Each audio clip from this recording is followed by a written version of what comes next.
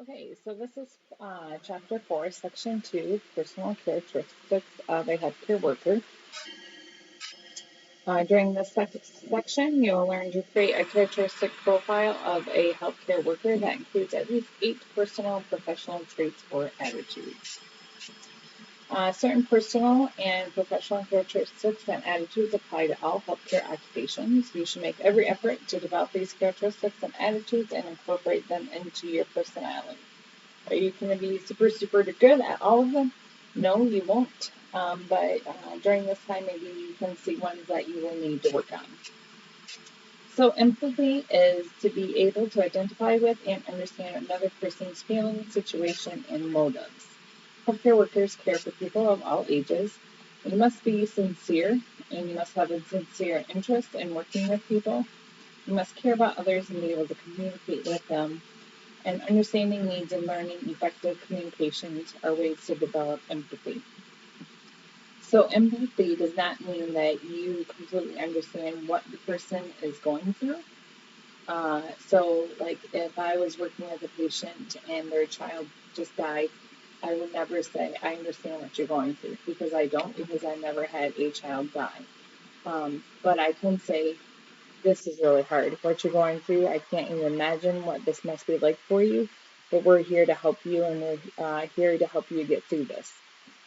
So that's the difference between the two. It doesn't mean that you have to, that you've been through the same situation as they have. It only means that you're able to relate with them and still show that you care for them for whatever situation that we're going through. Honesty is truthfulness and integrity. Others must always be able to trust you. You must be willing to admit mistakes so they can be corrected. Also, if someone asks you a question and you don't know the answer, it's completely fine to say, I don't know, I will look into that and get back with you. Or, I don't know, that's a better question to ask so-and-so. So it's completely okay to say that. And again, if you make a mistake, you need to admit to the mistake so that it can be corrected. Dependability. You must accept the responsibility that your position requires. You must be prompt in reporting to work and maintain good attendance record, and must perform assigned tasks on time and accurately. So your coworkers need to be able to depend on you. If you're scheduled to work, they need to depend on you, that you will show up to work and you will be there on time. You don't want to be a coworker in which they're like, oh, Renee is scheduled again. She probably won't show up. She'll probably call in because she was out partying last night. You don't want to be that coworker. When you're scheduled to work, it's important that you're there. Obviously, if you're sick, then life happens or other things happen in life, but that should be rare. It should not be the regular routine. So make sure. And then once you're at work, that you're doing your responsibilities. You're doing what you're supposed to be doing. You're not putting it off and having somebody else to do it.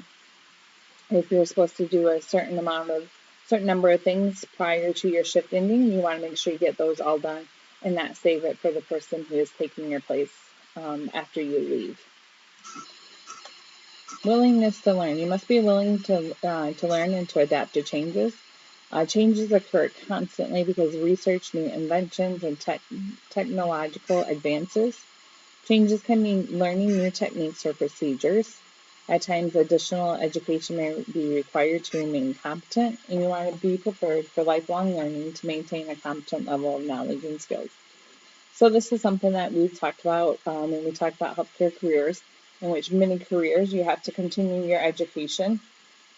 And so because new things are always coming, they learn new techniques that work better, and so you always need to be willing to take those classes to learn what you need to learn, or to talk to other people in your field or your coworkers and see what they've tried to see. If you're struggling with something, ask them, hey, I'm struggling with this. What has worked for you? So that you can learn from others too. So you not only learn in those education classes, but you can also learn from your coworkers. Patience. Must be tolerant, understanding. You must learn to control your temper and count to 10, and learn to deal with frustration and overcome obstacles. So patience is a tough one for a lot of people. Or I find that I was patient in home health care, but I'm not so patient at home with my family. Um, so definitely there will be times when you might have a patient or family member. They may lash out to you or get angry, not maybe because of something that you've done, but just due to the whole situation that they're in. And you need to make sure that you just stay calm and count to 10 before you talk to them. Or you may have to leave the area so that you don't get upset. Also, in being patient as a patient performs an activity. So, as a nurse or a CNA or any job in the healthcare professional in the healthcare field, you may be in a hurry to get through something so that you can go on to the next task. So, let's say you're instructed to go, or you need to go help someone to the bathroom, and you know that somebody else in another room also needs to get dressed. And the person going to the bathroom is taking a really long time getting out of bed and walking to the bathroom. And then she has to sit there for 20 minutes or 30 minutes. And the whole process, she moves so slow, and he is such a frustrating patient because they move so slow, and then they keep talking to you and they stop when they talk to you. And it's important to be patient with that person when they're slow and to still encourage them and to talk to them and not get frustrated with them or say, hurry up, come on, we gotta go, get moving. I've got other patients to see. Because when you do that, it shows that you're not completely with that patient at that time. And you're also kind of telling that patient, I've got other patients who are more important than you, so you better get moving. So it's also important to remember those times to be patient with that also. Acceptance of criticism. You must be willing to accept criticism and learn from it. Patients, families, employers, coworkers, and others may criticize you. Some criticism will be constructive and allow you to improve your work. Everyone has some areas where performance could be improved. So, like it says, sometimes someone will criticize you, and you can be like, you know what? That is a good point. That is true about me, and I need to improve on that and work on that. Some criticism may be said in anger and not be very truthful. And if you're wondering if it's truthful or not, you can talk to your coworkers and see what they say. If they agree it's true or not, and if they say it's not true, then it's not something you have to worry about, or maybe reflect back to see if you showed an attitude or whatever they criticized you for. Did you show that side of you when you were working with that particular patient? Or if it is something that your coworker says, yeah, I can see that in you sometimes, you'll be like, okay, I need to work on that. And, if you see that in me, can you just say, hey, remind you to improve in that area? So you will be criticized by numerous people that you work with. You need to make sure that you accept it, whether you agree with what they have to say or not. And if you can, definitely learn from it. Enthusiasm. You must enjoy your work and display a positive attitude. Enthusiasm is contagious, helps you to do your best, and encourages others to do the same. Concentrate on positive points, and negative points will not seem to be quite so important. Be a fun person to work with. For your coworkers, sometimes it can be hard working in the healthcare field. You could have difficult patients, you could be tired, you could feel like you're overworked, or you may have a patient who's dying and it's just emotionally difficult. Um, so definitely go to work with a good attitude. You don't have to be always happy and cheery and a great big smile on your face because that's not always appropriate in the healthcare field. But be positive. Look on the bright side, look on the positive side. And also when you do that, your patients realize that, hey, you really like your job. You come in here, you've got a good attitude, a smile on your face. You're patient with us, you listen to us, and they can tell that you enjoy your job. And that is something that when I was working in home care, I loved my job in home care. And I do believe it showed in my patients because I cared for them and was very personal with my patients. But many of my patients would say, not only about me, but my coworkers also that they could tell that we really loved our job. And it is true. And if you don't love your job, if you dread going to your work every day, I would highly encourage you to find a different job that you love, or a different area, or a different like department. Self motivation or self initiative, ability to begin and to follow through with a task. You should be able to determine things that need to be done and do them without constant direction. Set goals and work to reach those goals. So my brother-in-law, he used to work with a somebody. My brother-in-law would call him a kid. My brother-in-law, he is like 41, and the guy he worked with was pretty much fresh out of college. So obviously he's not a kid, he's a young adult. And he was a good worker as long as you told him what to do, and as long as you told him what to do. So they would tell him what to do. He would do it. He would get the job done, and then he would play on his phone until somebody else told him another job to do. And then he would do it. He would do the job correctly, do it well, and then as soon as he was done, he would play on his phone. He never took the initiative to ask, hey, what needs to be done next? Or, hey, I see that this needs to be done. I will do this. And so it kind of irritated everybody else because they kind of felt like they were babysitting him because they constantly had to tell him what to do. So definitely you need to know what your job is and you need to do your job. And if you see something that needs to be done, whether maybe it's not your patient, but their healthcare worker is busy, then do it. So definitely you need to be able to look around, and this isn't any job that you do, not only in the healthcare field, even if you're working at a fast food place. If you see something that needs to be done, hey, there's water on the floor, it needs to be mopped. Do you really have to be told by somebody to mop the floor? Go ahead and mop the floor. The tables are dirty. Go wipe down the tables. So definitely you need a self-motivation, self-initiative is important. That when you see something that needs to be done, you do it and you know what your job is to do and what tasks you need to do, and you go ahead and do those tasks. Tact is the ability to say or do the kindest or most appropriate things in a difficult situation. All individuals have a right to their own feelings, and those feelings should not be judged as right or wrong. Show consideration of feelings of others, and this takes a lot of practice. So you have to be tactful. I'm sure you don't say everything that you think. So this is kind of thinking before you speak, and is it the appropriate thing to say? So let's say somebody was in a recent car accident and you find out they weren't wearing their seatbelt and they're your patient, and you don't want to say, well, I guess if you would have been wearing your seatbelt, this wouldn't have happened now, would it? Obviously, that's not the thing to say, not the time to say it.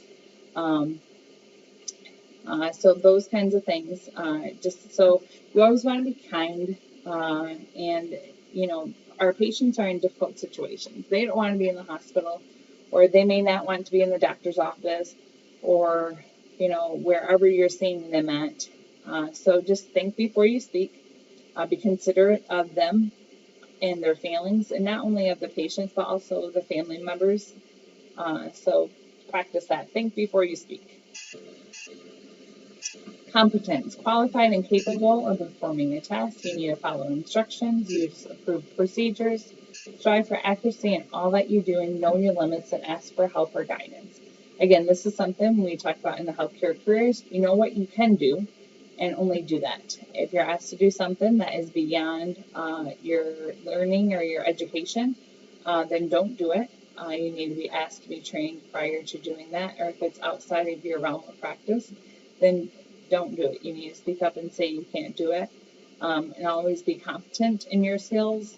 So if you learn how to do something, make sure you do it correctly and follow the procedures that you're supposed to.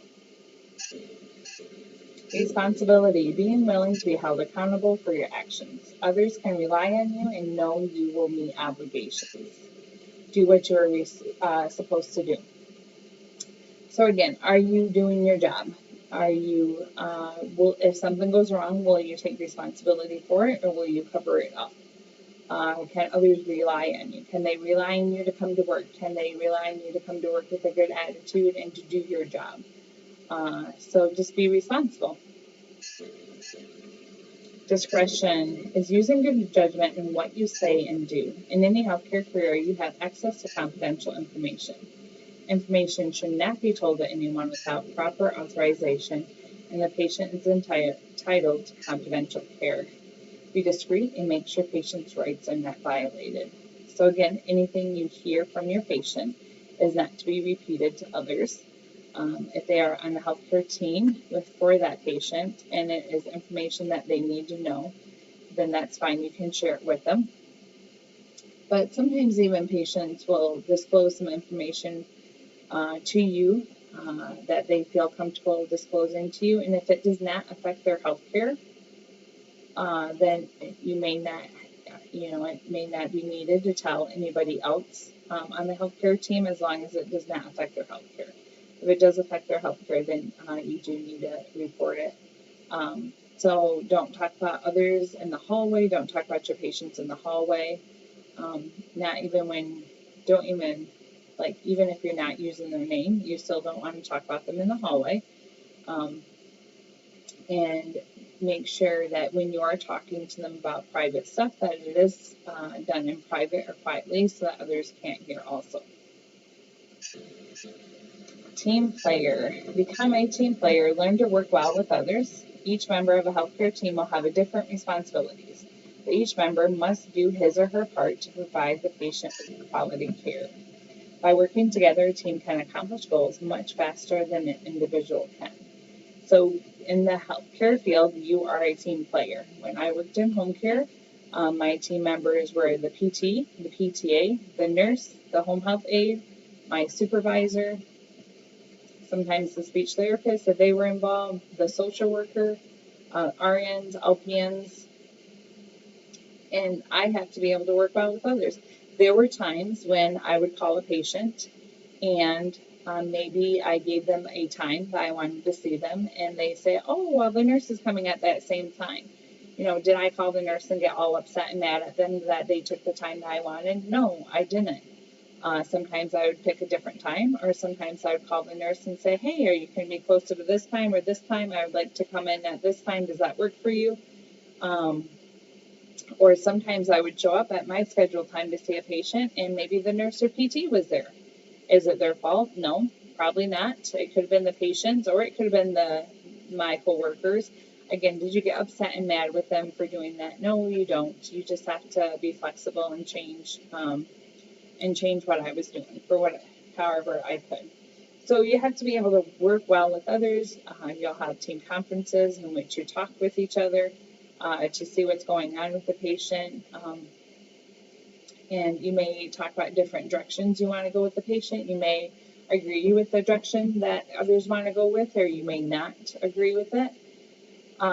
So that's why you do group work in class, either in our class or other classes, because life is, most of the time, you're working with others. You're working as a team with others, and so you need to be able to work well with others.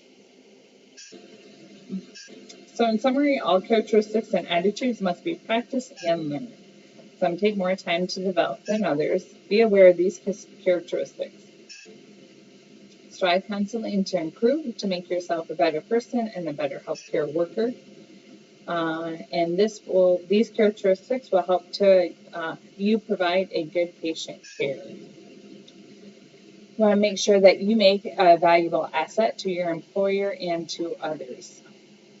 So you do have an assignment on Google Classroom, and one of the questions is to look at these characteristics and pick 3 that you feel that you already have. And then another question is to pick 2 that you feel you need improvements on. So make sure you go ahead and look at Google Classroom and make sure you read section 4 too. So if you have any questions, be sure to let me know.